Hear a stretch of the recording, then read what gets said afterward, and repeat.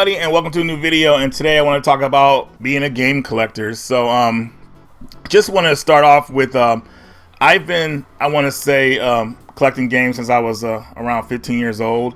I pretty much started, what I want to say, with the PlayStation 1 system is where I started keeping the games that I owned. Before that, you know, parents would buy games for like Super Nintendo, and all that stuff, and I kept them over the years. But then at a certain time, I just didn't really have interest in those games anymore, so I ended up trading them off for cash, or I can't remember what for, and I stopped playing games for a while until the PlayStation came out, a couple years into the PlayStation's life cycle, actually. And I started keeping a lot of the stuff that I own, and I pretty much kept everything I've owned up until that point, for the majority part. You know, yeah, I traded some stuff off and sold it, but that's stuff that I didn't want to get back again or anything like that. It wasn't like for a purpose and anything like that. But what I wanted to get into with this video is that, you know, a lot of people want to like collect games, and they want to have a library of games at their disposal, so for their enjoyment. And I get it. And times are changing. I want to say, it seems like anything video game related out there now, everybody wants it because they think it's potentially either it'll be worth something or just something maybe they might want. How I got ahead, especially when it came to like buying games on the cheap, I was just in a different category when certain people were collecting games. Like, say for instance, like somebody was collecting, like Nintendo and Super Nintendo were very hot at a time, but while that was hot, I was looking at other things like Game Boy stuff in box, and Genesis stuff, and just looking like just what people weren't looking at, and that's why I got a lot of that stuff for cheap, you know. And then when Super Nintendo and all that stuff like died down, you know, I had already had what I wanted from those systems anyway, so it wasn't really a big thing for me. But that's how I kind of got ahead to where I would say I didn't break the bank. You know, I paid on the cheap for a lot of that stuff, and I accumulated a lot, I would say. Nowadays, if you're trying to collect games, it feels like everything is just overpriced. It's just like, it's just insane. And you know, it's hard because a lot of people, when they see our videos, they see the collections we have.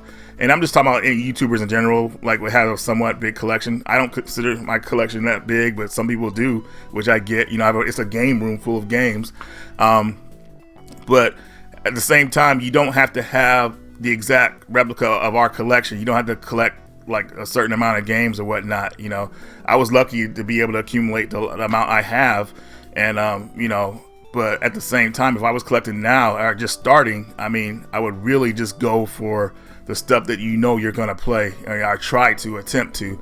I feel like a lot of people, they want to just kind of replicate what we have, and then they think they're gonna get that good feeling from it. You're only gonna get a good feeling if you know you enjoy what you're buying, not just for what it's worth. I mean, if it's worth money, you get it for a good deal.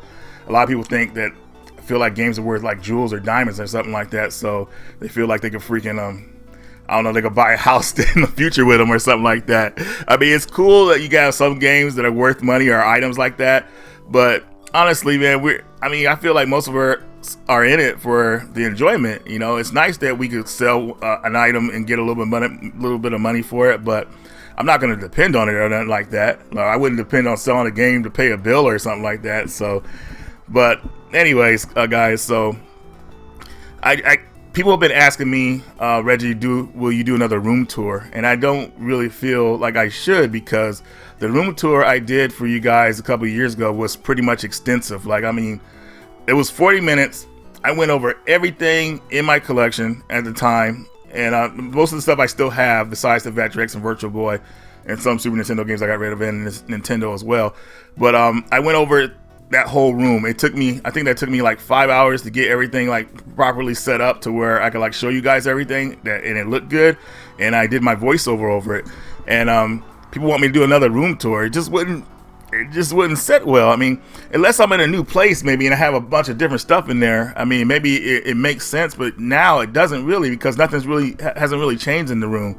I know a lot of people want to see everything I have, but to kind of keep you guys updated, I try to show you guys pickups videos, and that's how I keep you guys laced up. If you want to see stuff I've owned, look at the pickups videos I posted, or even the ones that me and Jason have done, you know, and you can see like current stuff that I've got in my collection. But like I said, going back to that video, I mean, I went over that video like pretty tough, man. Like, it's just everything's in that video. It did get a lot of views, but still people are still asking me to do another room tour, and it's just, I just don't feel like I feel like it's pointless. I mean, seriously, if you go and look at that video, you'll see pretty much like damn near everything I have. Like I said, that video was like really extensive to kind of like bring you guys into like what kind of games I liked, everything like that. I don't collect everything. I just collect the stuff I like, and even the stuff I like, if I get it and I haven't like gotten to a certain point with it after a certain amount of years, yeah, then I'll say it's time to let it go. I thought I was going to play this game or get ready to play it, and I didn't get a chance to, so it's time to move it along.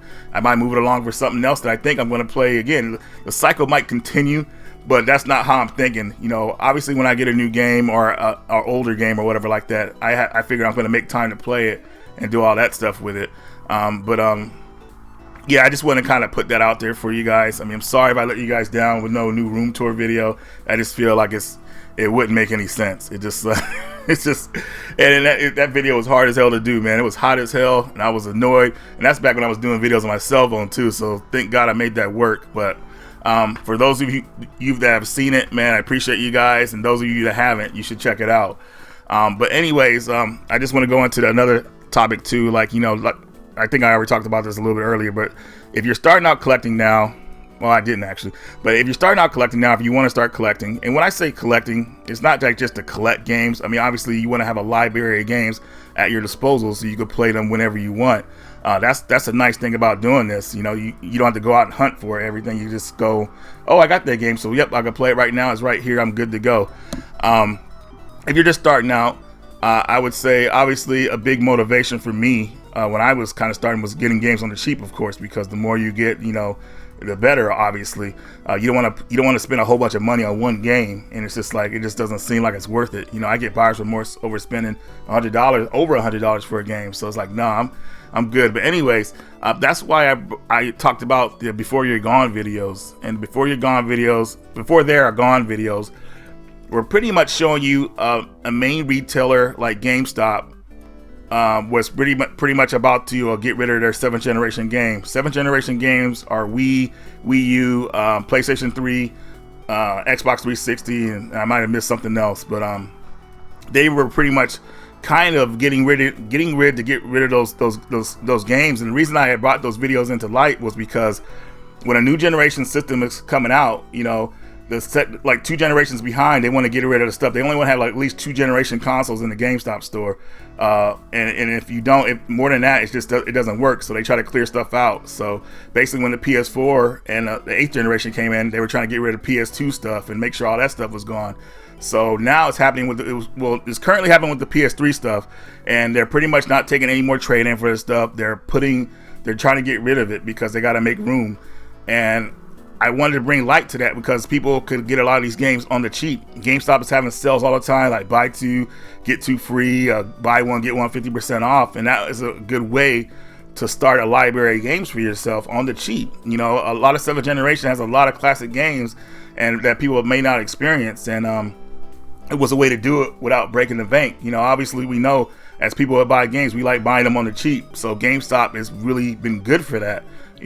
I can't go over their practices with their newer stuff or whatever like that, but when it comes to like retro type stuff, or retro-ish type stuff, I would say like that they're not really interested in anymore. Those are the stuff you can find the best deal on. And again, in this video, I just want to bring that to light to you guys that there's a lot of stuff out there still, even though they're pushing it out. They're not taking any trade-ins on that stuff anymore. So like I said, once it's gone, they're not going to have it in their stores anymore. So now is the time to try to get it if you're interested in 7th generation, or even just in building a library of games in general. Just want to put that out there again as well. Anyways, guys, hopefully this video will help you guys take a look at certain items out there. It's just want to say, of course it's fun going out there and grabbing games, but also we want to try to play them too. And sometimes being adults, we don't have the time that we think we do or we want to have to play them. I pretty much try to make time. I say, I'm going to play this game this certain day. Boom. I don't care what happens. Boom. I schedule it out like that. and I end up like it really helped me enjoy a lot of games. I recently just beat Ys Memories of Celceta on PS4, which kind of got me in this groove to where, all right, man, now I'm gonna go after this game next. You know, just kind of knocking them out, and I'm having a great time doing it. So just want to just say, guys, thanks for also just want to say thank you for watching my videos. I don't really get it out there enough how much I really enjoy you guys as an audience. I'm glad you guys like the channel and everything like that. I've been doing this seriously, or attempt to do it seriously, almost 3 years now, and it's been a great ride. I mean, seriously, man, you guys are like been fantastic. You guys keep me motivated to keep doing these videos for you guys, and kind of putting the information out there.